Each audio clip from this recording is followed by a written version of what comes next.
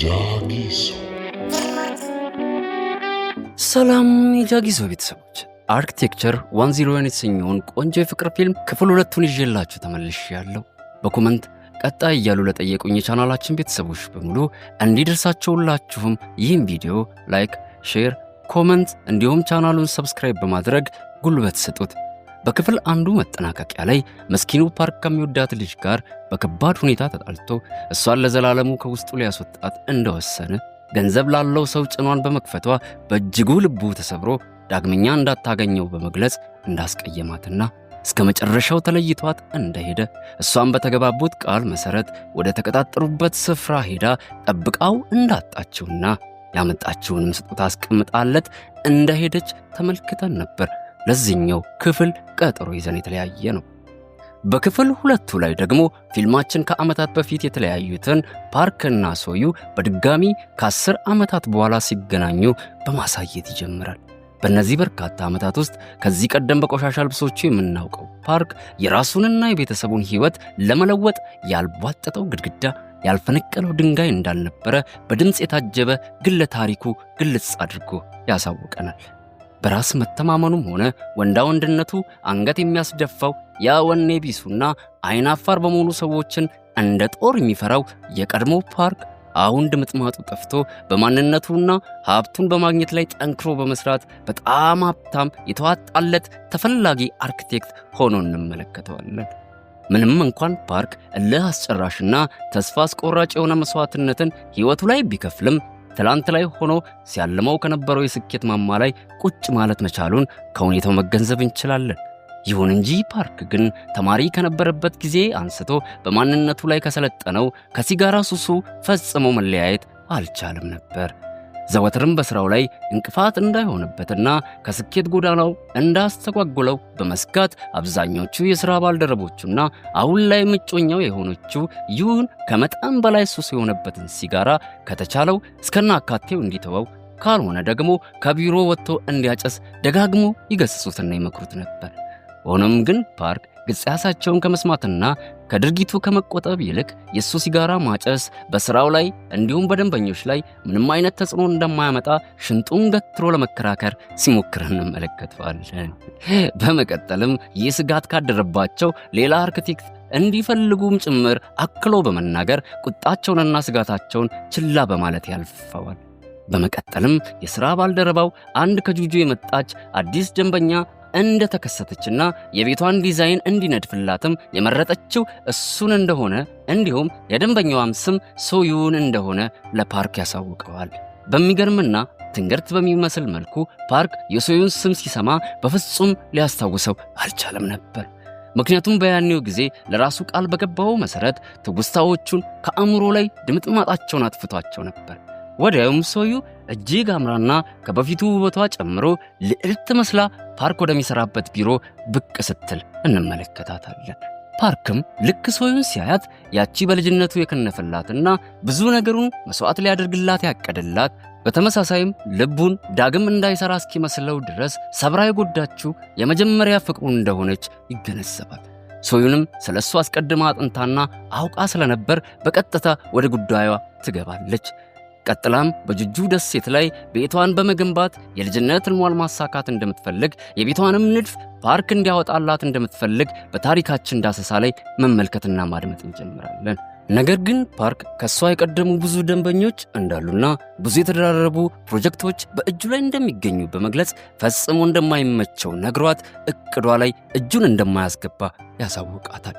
ነገር ግን የሥራ ባልደረባው ኪዩንግ እሱ የጀመረውን ፕሮጀክት ለመጨረስ ፈቃደኝነቱን በመግለጽ ፓርክ የሶዩንን ፕሮጀክት ተቀብሎ እንዲሰራላት ይጠይቀዋል።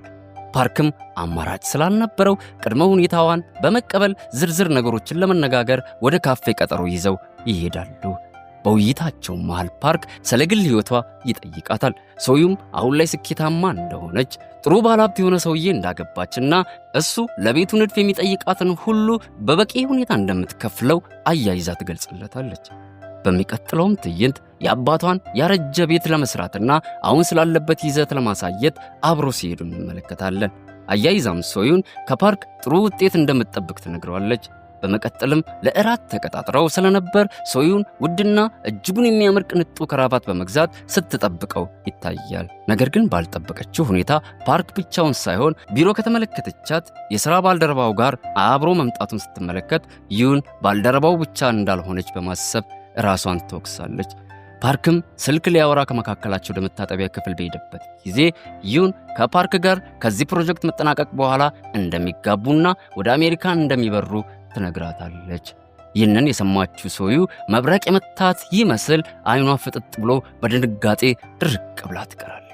በሚቀጥለው ቀን ምሽት ላይ ስለ ፕሮጀክቱ ለመነጋገር በአንዱ የመንገድ ዳር ካፌ ቁጭ ብለው እንመለከታቸዋለን። ሶዩም ዩን ስለነገረቻት ስለ ሁለቱ ግንኙነት አሁን በድጋሚ ትጠይቀዋለች። ነገር ግን ፓርክ የምትናገረውን ችላ በማለት የተደወለለትን ስልክ በማውራት ተጠምዶ እናገኘዋለን። ይህም ደግሞ ለሶዩን እጅግ አናዳጅ ሁኔታ ነበር እየፈጠረው። ምክንያቱም በቀድሞ ጊዜ ከራሱ በላይ ያፈቀራትና ይንሰፈሰፍላት የነበረ ሰው ዛሬ ለምትናገረው ነገር እንኳን ምላሽ ለመስጠት ግድ ሳይሰጠው ሲቀር የሴትነት ኩራቷ ላይ ተጨምሮ ከአቅሟ በላይ ያስቆጣትና ያንገበግባት ጀመር። እልዋን መቆጣጠር ሲያቅታትም ሶዩ ፓርክን እየመታችው እየጮችና እያለቀሰች ስላለችበት ደስተኛ ያልሆነ ህይወት እንዲሁም ለገንዘብ ብቻ ብላ ስለገባችበት አሰልቺ የሆነ የትዳር ህይወቷ ታስረዳው ጀመር። ባሏንም እንደማትወደውና ከአንድ ዓመት በፊት ተፋተው እንደነበር አሁንም አንድ ላይ ያሉት ለታማሚ አባቷ የተሻለ ህይወትን ለመስጠት ብቻ እንደሆነ ለቅሶና ሐዘን በቀላቀለ ስሜቷ የሆዷን አውጥታ ትዘረግፍለታለች። ፓርክም ከልቡ አዝኖላት እቅፍ ያደርጋትና ከቀለለላት በማለት ፕሮጀክቱን በስኬት እንደሚያጠናቅቀው በመግለጽ የቤቱን መጨረሻ እስኪያይ ድረስ እዚያው አብሯት እንደሚቆይ አሳውቆ ከሐዘኗ ያረጋጋታል። በሚቀጥለው የፊልማችን እይታ ላይም ሶዩን ከሆስፒታል ተደውሎላት የአባቷን አዝጊ የሆነ የጤንነት ደረጃ ያስረዷትና በፍጥነት ተደናግጣ በተረበሸ ፊቷ ስትሮጥ እንመለከታታለን። ቀጥሎም ሶዩ ወደ አባቷ ዘንድ በተቻለ ፍጥነት በመድረስ ለአባቷ ስለ ቤቱ አንድ ባንድ እያደረገች ማስረዳት ትጀምራለች። ምክንያቱ ደግሞ ይህን ነገር ለአባቷ በመናገሯ አባቷ ተስፋው በድጋሚ እንዲለመልምና ጠንከር ብሎላት እንዲቆይላት በማሰብ ነበር። በማግስቱ ጠዋትም ሶዩን ከፓርክ ጋር በጋራ በመሆን ወደ ቤቱ እድሳት ስፍራ ያቀናሉ። በመንገዳቸውም ላይ ሳሉ ሶዩን ፓርክን ወደ መንደራቸው እንዲገባ ትጋብዘዋለች። በመቀጠልም በሚሰራው ቤት ላይ ለአባቷ የፒያኖ ቦታ ዲዛይን ውስጥ ማካተት ይቻል እንደሆነ ትጠይቀዋለች። ምክንያቱም አባቷ የቀረው አጭር ጊዜ በመሆኑ በቀረችው ትንሽ ዕድሜ የሚወደውን ነገር በማድረግ ጥሩ ትውስታን ማስቀረት ስለምትፈልግ እንደሆነ አያይዛ ታስረዳዋለች። ይህንኑ የሶዩን ፍላጎት ለሥራ ባልደረቦቹ ለማስረዳት በሚሞክርበትም ጊዜ ይህ ጥያቄ ለሥራ ባልደረባው እና እጮኛው ለሆኖቹ ለዩን የማይታሰብ ነገር እንደሆነ ዩን አረጋግጣ ትነግረዋለች። ምክንያቱም ግንባታው ወደ መጠናቀቅ ላይ እንደሆነና የተገነባውን መልሶ ማፍረስ የሻገተን እንጀራ አጣጥሞ ለመብላት እንደመሞከር መሆኑን አጥብቃና ደጋግማ በቁጣ ታስረዳዋለች። ቀጥሎም የሰርጋቸው ጊዜ እንደተቃረበና ይሄ ነገርም ለሰርጋቸው አደጋ ሊሆን እንደሚችል አስጠንቅቃው በመንገር ጥላው ትሄዳለች። ሆኖም ግን ፓርክ የሶዩን ፍላጎት ለማሟላት ቆርጦ ስለነበር ሰርጉን እንደማያስቆመው ይነግራታል። በመጨረሻም ቤቱ ተገንብቶ ከታቀደለት ጊዜ አስቀድሞ በመጠናቀቁ ሶዩን ለፓርክ ያላትን ምስጋናና አድናቆት ትገልጽለት ጀመር።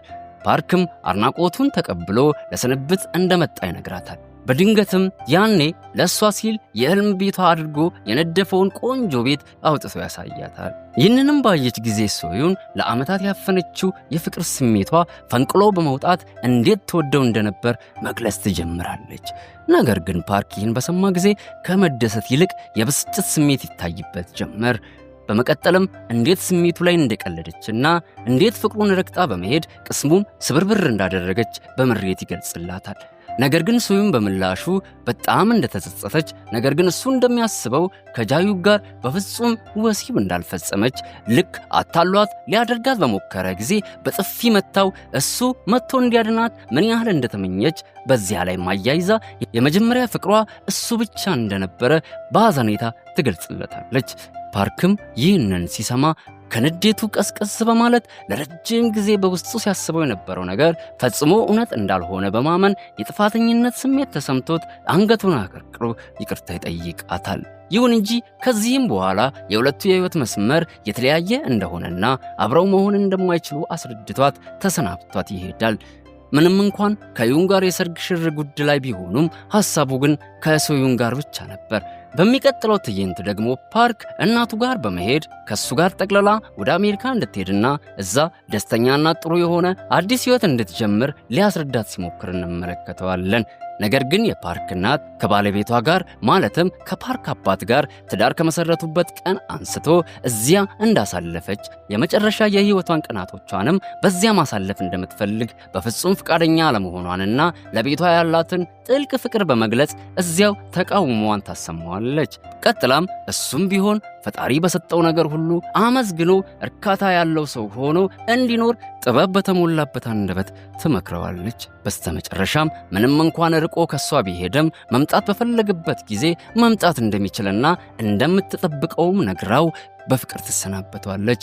ፓርክም ዩንን በማግባት ኑሯቸውን ወደ አሜሪካ ለማድረግ ሲያቀኑ ፊልማችን ይጠናቀቃል። ፊልምና ገለጻው ምን ያህል እንደተመቻችሁ በኮመንት አሳውቁኝ። በሌላ ቆንጆ ፊልም ዳግም ተመልሰን እስክንገናኝ ድረስ ቪዲዮውን ላይክ፣ ሼር፣ ኮመንትና ሰብስክራይብ እያደረጋችሁ ጠብቁኝ። እስከዚያው ድረስ ታዲያ ሳምንቱ የናንተ ይሁን። ጃጊሶ ፊልሞች። ጃጊሶ